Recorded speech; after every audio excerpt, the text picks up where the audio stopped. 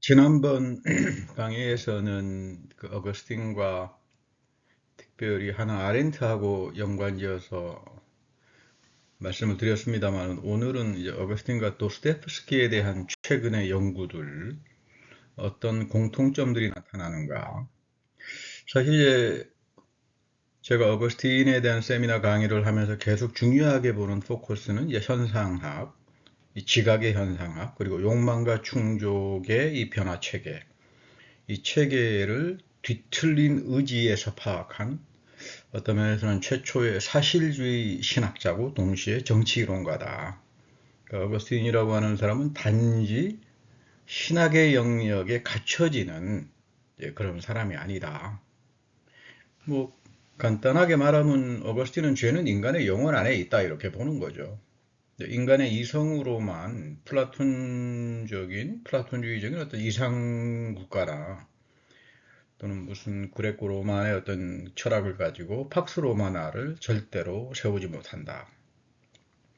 그 신해도성에 보면 그 호메로스와 그 제우스 그리고 소크라테스에 대한 아주 그 중요한 비판적 반성을 남겨놓는데, 신해도성 4권 26절 정도가 됩니다마는, 호메로스에게서 신들의 드라마가 각색이 되고 인간적인 것들을 신적인 것에 부여하고, 시인들은 신들에게 인간적인 범죄를 부여해서 정당화하고, 선악을 넘어서는 욕망을 정당화시킨다. 이게 다시 말하면 그리스 신화에 대한 상당히 강렬한 비판이죠. 제우스는 동성애를 즐기고 그거를 정당화시키고 여성의 성숙한 삶을 부패시킨 자로서 환호가 되고, 바로 이런 그레코 로만의 이 부패한 드라마에서 성적 타락이 신적인 것으로 환호가 되고, 이 선악의 구별이 실종돼 버리고, 특별히 그 페드라스티, 로마 시대 때 페드라스티의 부패라고 하는 건, 그건 뭐 말로 못할 정도의 그 썩은 냄새가 날 정도였는데, 그래서 결국 로마의 멸망은 신적인 것들을 인간 욕망에 예속시킨 인문학과 예술에 있다. 상당히 강렬한 비판이죠. 여기서 이제 소크라테스까지도 어거스틴이 아주 그 비판적으로 이제 다룹니다. 이제 이런 그 근거를 어거스틴은 그 신종론을 로마의 욕망 구조에서 봤는데, 그 야만족의 침략으로 인해서 길거리에서 뭐 들려오는 소리들이, 이방 종교인들은 도대체 너희 하나님이 어디 있느냐, 너희 하나님이 강한 하나님이고 전지전능한 하나님이라면 당연히 로마를 지켜줘야 되지 않겠느냐. 또 다른 한편에서는 기독교인들의 질문이 있죠. 하나님은 왜 선하신 분인데 로마를 버리십니까? 이 두 가지 이중 구조예요. 어거스틴의 답변은 기독교의 신으로, 성서가 이야기하는 신으로는 국가 설립하지 못한다. 오히려 어거스틴의 질문은 거기에 있죠. 로마인들이여, 당신들의 욕망의 구조는 어디 있느냐? 그리고 기독교인들의 권력의 욕망은 어디로 가고 있느냐? 로마의 허무주의가 이 몰락의 원인이다. 그런 면에서 오거스틴은 허무주의를 가장 먼저 본 철학자였다, 또는 신학자였다, 이렇게 평가가 됩니다. 그 지상의 도시는 국가에서 그 과잉욕구, 큐피디타스로 나타나고 몰록을 향한 충동들이 나타나죠. 이 사람을 살해하는 종교거든요, 몰록. 사람을 언제든지 죽여도, 의로운 자들을 죽여도 뭐 눈 하나 깜빡하지 않고 나르시즘에 빠져서 자기를 옹호하기에 바쁜 권력 도취, 만몬, 경제에 대한 아주 잘못된 구조, 그 성적 타락, 페드라스티. 이 페드라스티에 대해서는 아마 이제 미셸 푸코가 성의 역사에서 아주 2권인가? 거기서 아주 중요하게 잘 다루었는데, 관심 있으신 분들은 그 페드라스티 부분을, 성의 역사 2권을 좀 읽어보시면 아주 상세하게 알 수 있을 겁니다. 그 연약자들은 이런 로마의 욕망 구조 안에서 끊임없는 희생자로 몰락하고, 몰록의 희생으로 몰락하고, 집단 이기주의들이 출현하고, 그러니까 선악을 넘어서 버리는 거죠. 잘못한 사람 없어요. 모두가 다 억울하다. 아니면 힘을 가진 사람들은 끝까지 권력욕에 충족돼 가지고 이런 죽음의 충동 속으로 간다. 근데 이제 어거스틴이 중요하게 하는 이야기는 세계 곳곳에서 사람들은 노예나 예속자로 살기 원하지 않는다. 근데 니체하고 좀 갈라지는 거죠. 도덕은 원한에 찬 감정이나 반란하고 상관이 없다. 자유와 생명을 향해 가진 어떤 원초적인 욕구가 다시 말하면 자유다 이렇게 보는 겁니다. 그래서 그 신의 도성 4권 4절의 유명한 알렉산더 대왕 이야기를 예를 듭니다. 포로로 잡힌 해적에게 너 왜 바다를 누락질하느냐 물었더니 노예가 아주 자랑스럽게 대답을 해요. 그러면 세계를 장악한 당신은 뭡니까? 나는 조그만한 배로 하기 때문에 도둑놈으로 불리는데 이제 당신은 거대한 함선으로 세계를 누락질하지만 사람들은 황제로 부르지 않느냐. 어거스틴의 정의에 대한 계보학이죠. 이게 굉장히 중요합니다. 이 어거스틴의 이 정의의 계보학, 이 선악의 판단을 넘어선다. 그러니까 어거스틴은 그레코 로마의 초기 문명에서 허무주의를 직시한 사람이에요.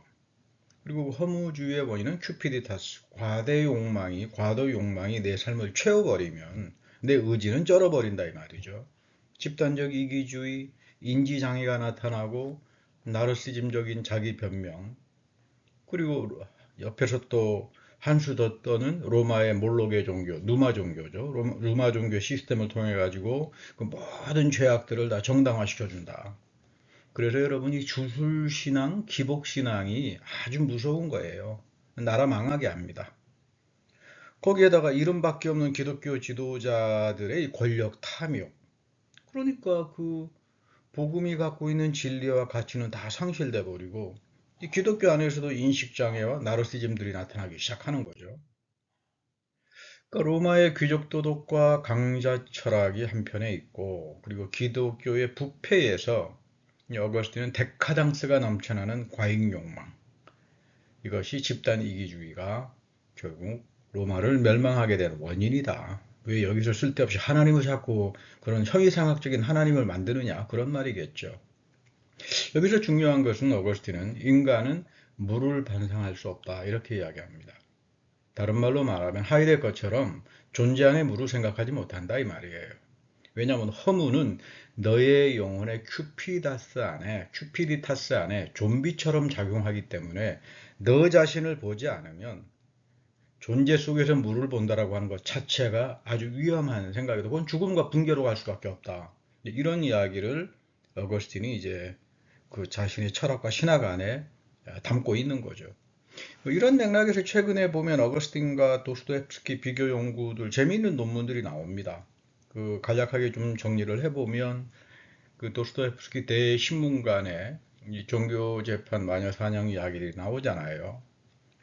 그리고 그 예수는 악마의 세 가지 제안을 거절했죠. 성경에 보면 돌을 빵으로 만들어라. 성전 꼭대기에 사는 마술쇼, 세상 권력에 절하는 거.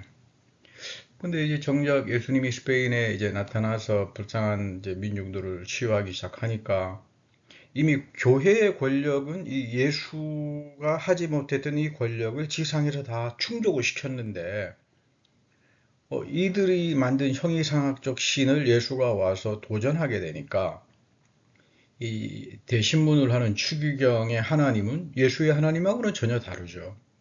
로마의 누마 종교의 몰록 시스템이 도스토옙스키의 대신문관에서도 그대로 영원히 회귀한다. 이거는 뭐 그때의 이야기뿐만은 아니겠죠. 뭐 그런 면에서 역사 안에서 영원한 회귀가 된다라고 하는 이 말은 니체적인 건 아니고 이건 해겔적이에요. 해겔이 이제 그런 말을 아주 중요하게 했는데 어쨌든 간에 도스토옙스키는 니체의 허무주의를 러시아의 정치 문화 상황에서 아주 보다 더 급진적으로 해석한 사람이에요. 그러니까 형이상학적으로 만든 신들은 다 거절돼야 된다. 이거 다 허무주의로 가게 한다. 나라 망하게 한다 이 말이에요. 그러나 러시아 종교회가 갖고 있는 깊은 영성, 신을 향한 어떤 그 사랑, 이런 것들은 포기하지 않죠. 그런 면에서 이 허무주의를 가장 자기의 몸으로 체험적으로 경험했지만, 그리고 형이상학적인 신을 비판했지만, 도스토옙스키는 이 까리타스, 하나님의 사랑, 그 안에 이제 여전히 머물러 있다. 이런 면에서 이제 니체가 그 당대 유럽에서 했던 상황하고는 달리 또 방향 자체가 좀 달라집니다. 대표적으로 초인사상가 라스코르니코프 이 사람은 공리주의자였죠. 그 당시 이 러시아에 불어닥쳤던 이 사회주의와 공리주의가 이렇게 서로 스팝이 되면서 이 사상들이 아무래도 유럽적인 사상들이 또 러시아에 수용되는 과정에서 많이 스팝들이 되잖아요. 그래서 이성이 도구화가 돼버린, 난 의로운 사람이니까, 난 사회정의를 위해서 일하는 사람이니까, 뭐 아주 기생충 같은 인간 하나 죽여 없애버리는 거는 아무렇지도 않아. 뭐 이런 소위 그 비판 이론에서 이야기하는 그 이성의 도구화, 이성이 도구화가 돼버렸다. 그러니까 이거 이성이 광기에 물려버렸다 이 말이에요. 그런데 이 초인 사상가 라스코르니코프가 구원을 얻는 거는 매춘부소녀예요. 이런 맥락에서 도스토옙스키는 신학자예요. 어, 어거스틴 역시 이 신화론이 아니라 도스토옙스키처럼 역사사회학적으로 사유하고 그런 면에서 도스토옙스키에 아주 많은 공명을 한다고 볼 수 있죠. 뭐 이런 최근에 뭐 연구 논문들은 상당히 좀 의미가 있다고 생각합니다. 앞으로 본격적인 이제 저작들이 이제 나오지 않을까. 어쩌면 벌써 나와 있는지도 모르죠. 벌써 몇 년 전에 제가 그 미국의 대학원생들하고 세미나 하면서 가르쳤던 내용들이니까. 이제 그 4세기 로마의 허무주의 상황에서 이 어거스틴은 까리타스와 새로운 출생을 그 희망했고, 그리고 이런 것들이 사회 변혁으로 가져갈 수 있다. 뭐 이게 지난 시간 어거스틴과 하나 아렌트를 다루면서 아렌트의 정치 철학과 다름의 민주주의의 핵심으로 작용한다 설명을 한 적이 있습니다.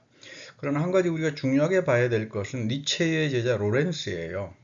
이 로렌스는 차탈의 부인으로 이제 사랑으로 알려진 분이지만 그분은 그렇게 흑색 글쓰기를 하는 외설 문학자가 아니에요. 특별히 오늘날 포스트 콜로니얼 문해 비평에서는 뭐 요셉 콘라드하고 함께 유럽 중심주의와 식민지주의 비판 작가로 이제 재조명이 되고 아주 중요한 니체의 제자죠.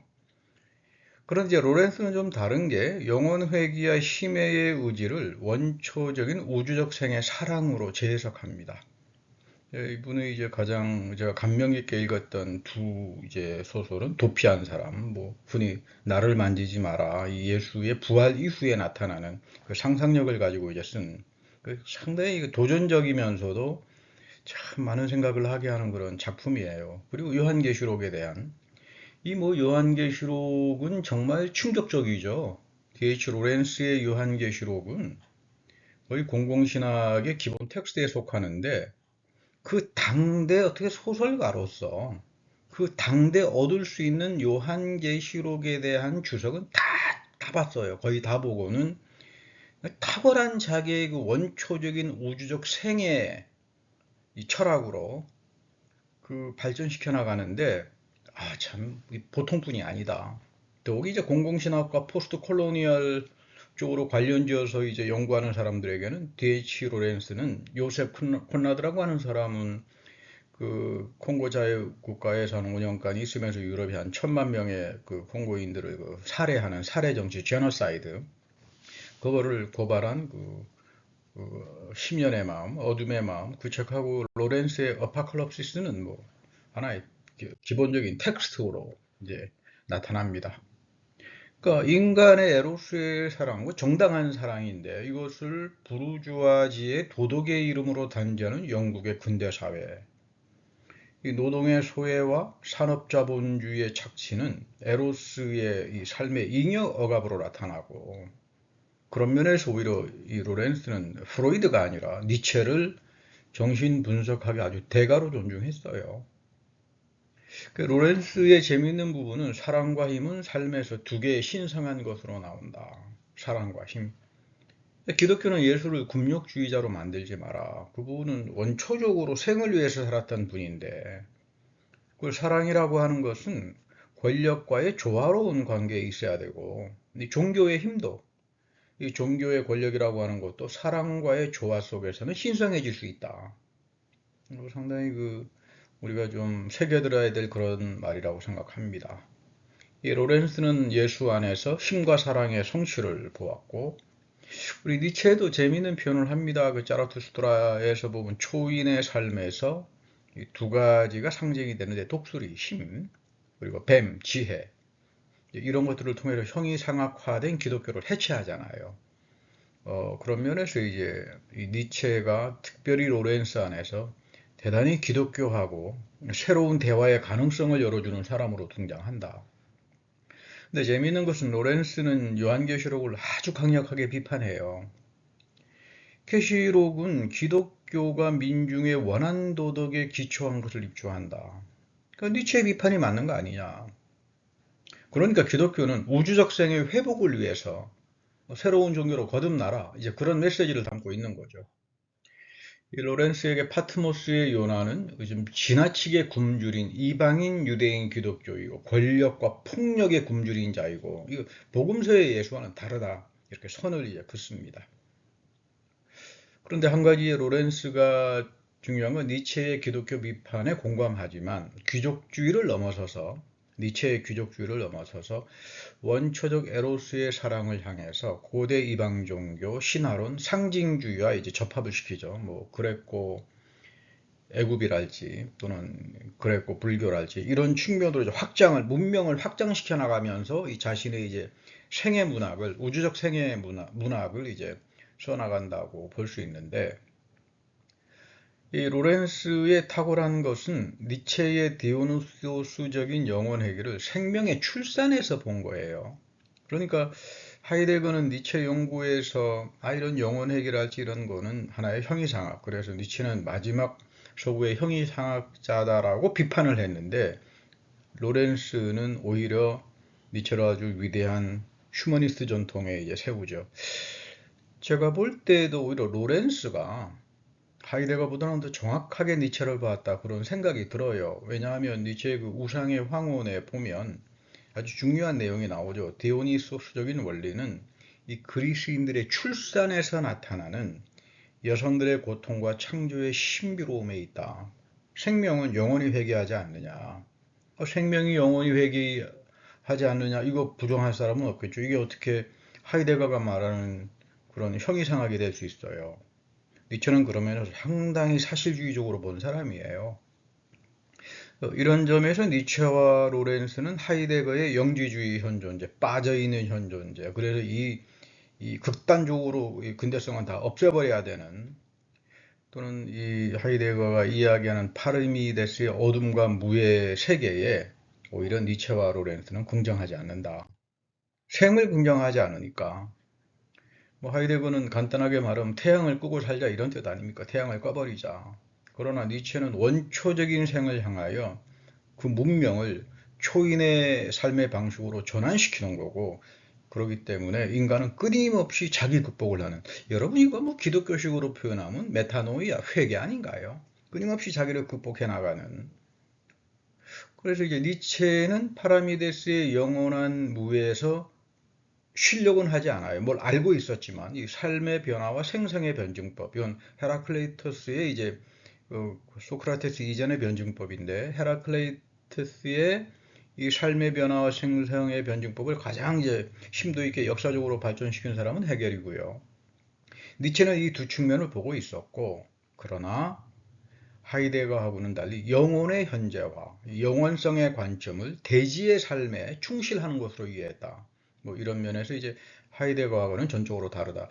이건 이제 헬무트 골비처 가지고 유명한 자기 책에서 쓴 평가한 이 니체와 하이데거에 대해서 신학적으로 어떻게 보는가, 이 부분에 대한 이야기에서 나옵니다만은 저는 맞다고 생각합니다. 인간은 끊임없이 극복돼야 할 존재고, 니체는 허무주의를 넘어서는 위대한 휴머니즘 전통에 서 있다. 그런 면에서 도스토옙스키하고 같이 읽어야 된다. 뭐 이런 부분은 오늘날 아마 이 마르쿠제의 에로스와 문명에서 해결의 욕망과 충족의 철학, 그리고 특별히 이제 마르쿠제는 이 에로스와 문명에서 해결하고 니체를 재해석하잖아요. 그 욕망 구조로서 해겔과 니체는 공유점을 갖는다. 그리고 뭐 이게 고스란히 이제 오늘날 발전되는 게 자클 락강의 정신 분석이 되기 때문에 상당히 이제 논의할 수 있는 내용들이 아주 많다. 제가 소개하고 싶은 분은 헬무트 골비처라고 하는 신학자인데, 이 공론장에서 이 삶의 의미의 신학을 가장 그 심도 있게 반성하신 분인데, 뭐 60년대 유럽 학생운동에 관여하고, 또 자기의 가장 아끼던 제자인 그 루디 두축회가 뭐 암살을 당하기도 하고, 이제 이런 혼란 속에서 그 학생들의 운동이 너무 지나치게 허무주의로 빠져나가는 거를 경고하는 거예요. 같이 연대는 하지만. 그래서 이분의 그 쓴 책에서 보면 니체의 고유한 철학은 아니다. 허무주의 문제는 이 당대 마르크스주의 그리고 이 도스토옙스키 러시아 허무주의 쪽에서 들어갔던 그 전통하고 더불어서 독해될 필요가 있다. 특별히 러시아의 허무주의와 헤겔좌파, 벨진스키죠. 이 전통을 모르면 그 니체는 이해하기가 어렵다. 그분이 쓴 그 쿠르메스 홀스 아우프레이터 강이라고 하는 그 유명한 책입니다. 아마 최고의 책으로 헬무트 골비처의 가장 성숙하고 그리고 가장 많이 팔린 책으로 알려져 있는데, 특별히 공공신학은 이 헬무트 골비처의 공론장과 삶의 의미의 신학에서 니체의 허무주의와 도스토옙스키를 상당히 이제 안고 가는 그런 이제 신학적 성격을 갖습니다. 이 재미있는 것은 로렌스는 어거스틴의 제자였던 그레고리 교황을 굉장히 높게 평가해요. 니체하고는 좀 다르죠. 이런 관점에서. 이 그레고리 교황은 영국의 고대 이방 문화에 탁월한 열림과 관용, 그리고 뛰어난 그 행정력과 또는 사회 구제와 영적 겸손에서 아주 기독교의 이상적인 모델이고, 그분이 쓴 묵시록에 나옵니다만은 이게 바트모스 요한하고는 이제 좀 다르다. 뭐 이렇게 이야기합니다. 그러니까 바트모스의 요한은 이제 문제가 있다. 이런 큐피디타스가 오히려 파트모스 요한 묵시록에 깊숙이 들어와 있어서 기독교인들에게 인식장애를 가져오고 진영 논리로 나누어서 자신들의 부패를 나르시즘의 방식으로 치장한다. 뭐 문제는 있지만 로렌스가 그 당시에 소위 프리처치 어릴 때 뭐 구세군이랄지 침례교랄지 이런 프리처치 종합되어 있는 혼합되어 있는 그런 교회를 다니면서 늘 이 요한계시록을 가져서 그 중산층에 있는 사람들 디모나이징, 마귀화하고 악마화하고 그런 증오를 심고 하는 그런 면에서 이 요한계시록이 일종의 다시 말하면 니체가 말하는 원한의 증오의 그 도덕을 심어준 그런 거다. 이렇게 되면 부패와 타락 속에서는 우주적인 생에 대한 그 생명의 신학은 기독교가 그 생을 예수가 복음에서 그 생을 보여주는데 이건 문제가 있는 거 아니냐 뭐 이렇게 본다고 할 수 있습니다. 그런데 이제 과연 이 요한계시록에 대한 접근이 과연 맞는 건가? 뭐 그 시대 영국에서 그랬는지는 모르겠죠. 그러나 또 성서 비평학이라고 하는 게 또 뭐 그 이후에 엄청나게 많이 발전하기 때문에 사실은 뭐 다 진부한 이야기가 될 수도 있겠지만, 그러나 당대의 그런 논의들은 좀 귀담아 들어야 된다. 근데 어거스티나 도스토옙스키 속에서는 니체 로렌스 쪽보다는 용서가 중요하게 나타나요. 희생자의 원한이 아니다. 이 가해자의 삶을 진리 앞에 바로 세워서 내가 어떤 삶을 살았나, 나의 나르시즘을 깨우쳐서 회복하게 하는 이 치유의 정의다. 뭐 이런 쪽으로 이제 어거스틴과 도스토옙스키는 공감할 수 있다고 볼 수 있겠죠. 뭐 이런 경우는 오늘날 뭐 넬슨 만델라 같은 남아공에서의 그 용서와 화해의 정치, 뭐 치유의 정치, 뭐 이렇게 또 이어지기도 합니다만은, 뭐 이전 인정 정치로 가려면 이 영적으로 이게 그 상당히 자기 훈련, 자기를 극복해야 되는 그런 훈련의 과정이 필요하겠죠. 이 지상의 도시 문화에 들어온 폭력과 이 죽음의 침전들, 문화적인 침전을 과연 힘의 의지나 극단적 허무주의 형식, 우리 니체는 뭐 긍정적 허무주의라고 이야기하죠. 긍정적 허무주의로 과연 해결되기가 되겠느냐. 물론 인간은 극복돼야 할 존재고 아직 미완성의 존재다라고 하는 니체의 말은 상당히 기독교적으로도 중요합니다. 어거스틴에게도 공명할 수 있고. 그러나 어거스틴은 도스토옙스키에 더 많이 근접할 수 있다. 그리고 어거스틴이 그 계시록을 해석한 거 보면 로렌스하고는 많이 틀리죠. 어거스틴은 영적인 천연왕국주의자예요. 이제 현재의 믿음 안에서 그리스도의 부활이 일어난다. 이들을 위해서 하나님은 천년간 사탄을 아비소스에 감금했다. 너무 많은 고난을 당하니까 사람들이 죽으니까 결국 하나님께서 천년간 이렇게 감금하고 남겨진 자들, 그 용서와 사랑을 까리따스를 가지고 하는 사람들에 대해서 선물로 허락하신 것이다.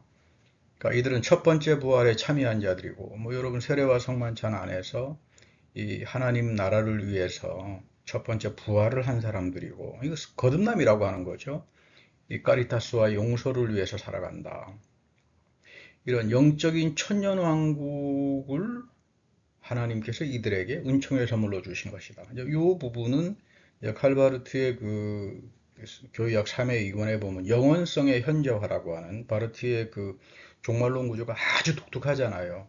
그 중에 영원성의 현재화로 이제 신학화 되면서 좀 더 발전되죠. 그러니까 기독교는 영원불멸의 종교가 아니라 오늘 현재 속에서 그리스도의 생명을 체험한 사람들이 그 부활을 경험하고 살아가는 몸의 종교다. 이렇게 발전되는 겁니다. 어쨌든 로렌스의 입장은 존중할 필요가 있습니다. 이 권력욕에 미친 이 기독교 이 좀비 같은 자들 널려 부러져 있잖아요. 그리고 이런 사람들의 허무주의는 결국 문화를 허무주의 문화로, 죽음의 문화로, 그리고 경제적인 부의 탐심으로, 특별히 그 로마 시대에 막 귀족들의 그 농촌 경제 사회화가 되기 시작하고, 뭐 이런 것들을 어거스틴은 제대로 보고 있었는데, 특별히 사회학에서 굉장히 중요합니다. 그러니까 노예들의 신분 상승이 되고, 그건 벌써 이제 200년 이후부터 나타난 거죠. 이 경제 시스템에서 이 전쟁이 끝나기 시작하니까 이 평화의 시기에 노예의 유입이 중단되기 시작하잖아요. 그러다 보니까 노예 노동을 자기 마음대로 쓸 수도 없었고, 황제는 이 도시 경제를 마비시켜 가면서 자기가 만든 특별한 부속국가, 황제의 권력을 봉사하는 부속국가를 만들어 가지고 거대한 행정 관리를 시도하죠. 그러니까 이미 그 250년 전후 이후부터 서서히 로마의 도시 경제는 마비가 되고, 그리고 돈을 가졌던 귀족들은 전부 다 빌라라고 하는 농촌 지역으로 자기가 가지고 있는 땅으로 도피하면서 거기서 이 장원 경제를 만들어 가기 시작하고, 여기서부터 결국 이제 망조가 시작됐다 이렇게 보는 거죠. 이게 이제 베버가 그 사람의 그 유명한 그 하빌리타치온 교수 자격 취득 논문에서 이 로마 경제에 대한 농촌 경제에 대한 분석의 핵심 요지예요.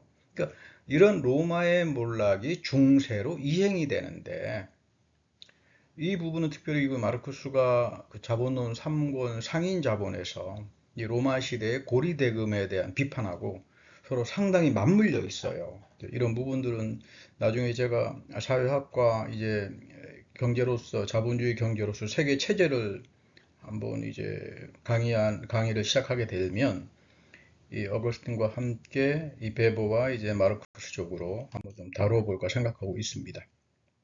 결론적으로 보면 이제 리차드 니버가 그 그리스도와 문화라고 하는 쪽에서 어거스틴을 뭐 칼빈과 함께 문화의 변혁가로서 이제 설정을 했는데, 근데 저는 좀 아닌 것 같아요. 물론 뭐 리차드 니버는 아주 훌륭한 분입니다만은 우선 칼빈과 어거스틴의 예정론은 서로 다르죠. 서로 다르고, 어거스틴은 그 포기된 자, 그 다시 말하면 유기된 자에 대해서는 언급하지 않았어요. 남겨진 자로서 선택된 사람들에게 큐피디타스를 넘어서면서 영적인, 다시 말하면 그 천연왕국주의자로서 이 계시록에 나와 있는 하나님의 용서와 영원한 복음, 새 언약의 복음, 이걸 끝까지 이제 전파하고 가는 거다, 이렇게 이제 봤는데, 그렇다고 해서 칼빈의 예정론도 과연 그렇게 니버처럼 볼 수 있는가? 가장 오해된 교리인데, 사실 이제 칼빈의 예정론은 대한민국에서는 뭐 화란의 그런 도르트 신조에 의해서 정통주의다라고 이제 이야기들을 하지만, 벌써 이제 하이델베르크 요리문답에서는 이 도르트 신조하고는 전혀 다르죠. 그렇게 이야기 안 하죠. 예정이라고 하는 건 하나님의 은총을 경험한 사람들이, 아, 내가 참 아무런 것도 없는데 하나님의 은총 위에서 내가 이렇게 하나님에 대한 신앙을 가지게 됐구나, 이런 성경론적인 이해를 가지고 있고, 이렇게 뭐 만이교식으로 넌 뭐 예정됐고 너는 뭐 배타주의적인 그런 거하고는 전혀 틀립니다. 그리고 칼빈 자신의 그 성서 주석을 꼼꼼히 이제 분석을 해보면 칼빈은 성령의 우주적 사역을 굉장히 중요하게 여겼어요. 성령이 우주 안에서 자연이라고 창조는 하나님의 영광을 드러내는 무대이기 때문에 성령이 우주적인 이 영광의 무대 속에서 유기된 자들 속에 이미 역사한다. 그러니까 칼빈 자신에게도 유기된 자는 없어요. 뭐 그거를 내가 인간이 뭐라고 말할 수 있는 그런 저지멘탈리즘, 정죄주의는 불가능합니다. 칼빈에게도. 그러니까 이미 문화라고 하는 건 하나님의 운총 안에 있고 성령의 우주적 사역 안에. 그래서 문화는 그리스도 안에서 인정이 되는 거다. 그런 면에서 공공신학은 리차드 니버가 상당히 중요한 분이지만 이 문화 인정의 그리스도가 오히려 이 어거스틴과 그리고 칼빈의 그 문화에 대한 이해에 더 적합하다. 이렇게 이제 해석을 합니다.